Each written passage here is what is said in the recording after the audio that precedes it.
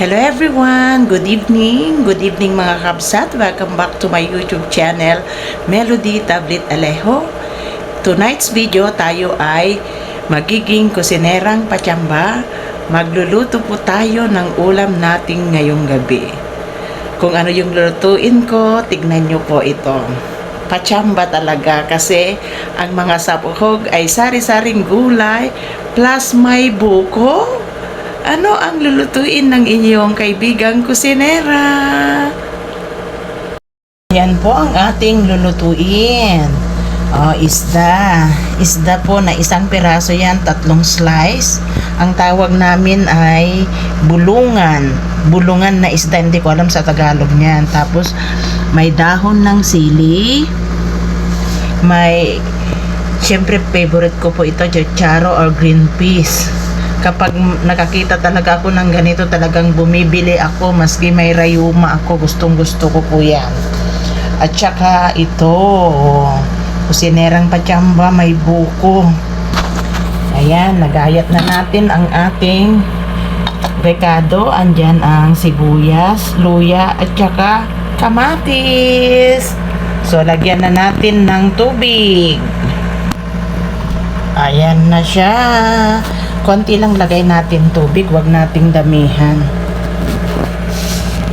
Siyempre, dito tayo magluluso sa ating magic na lutuan. Disaksak lang, di ba? Ganyan lang. Samahan nyo ako mga kakabsat, mga kaibigan, habang nagluluto po tayo ng dinner tonight, pero hindi na po tayo magra-rice, kaya tsamba lang yan. Kumukulo na siya. Siyempre, lagyan na natin ng asin at saka mushroom powder bago ilagay ang fish.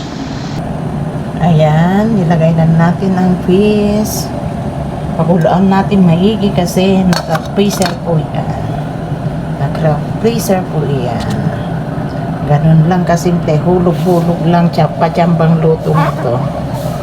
Isdang bulungan. Ano ba ang tawag nyo dyan mga kakabsat, mga kaibigan, sa isda na yan? Una ko na pong ilagay yung buko habang niluluto natin yung isda, kasi yung buko po ay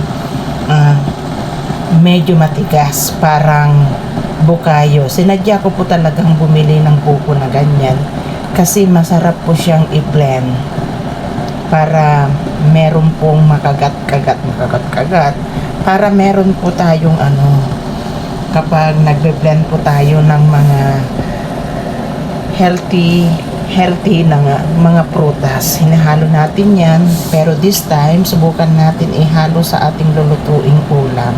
Patsamba nga, kusinerang patsamba, tingnan natin kung anong lasa. Ayan, pakulo lang ng pakulo. Kailangan pong pakuluan maigi kasi isda po yan. Dapat 10 minutes po ang kabuuan ng pagpakulo ng isda or mas mahigit pa para lumabas yung sarap niya, at the same time hindi po malansa kapag lutong-luto. Nung nasa Hong Kong nga ako, gusto nila yung soup talaga, fish soup ang importante sa kanila. Sa atin, konting luto lang, ayos na. Yan. So, luto-luto. Ayan.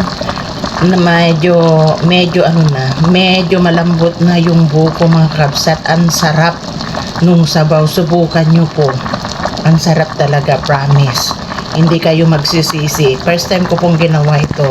Ang sarap talaga. Siyempre, nilagay ko na yung chicharo. Takpan natin. Lutuin natin ito ng 2 minutes bago natin lagay yung dahon na sili, pinaka-final. Ayan. Hinulog ko na. Nilagay ko na yung dahon ng sili. Ang sarap ng amoy. Nangangamoy na naman dito sa aming kwarto. Buti na lang walang aking asawa ngayong gabi. Nasa probinsya siya. Kaya walang mangangamoy, ako lang. Kasi kung nandito siya, naku po, lagot ako. Sa labas dapat magluto. Pero Mas gusto ko kasi dito sa loob. Mas nag-e-enjoy ako. Ayan, naluto na siya. Ang sarap!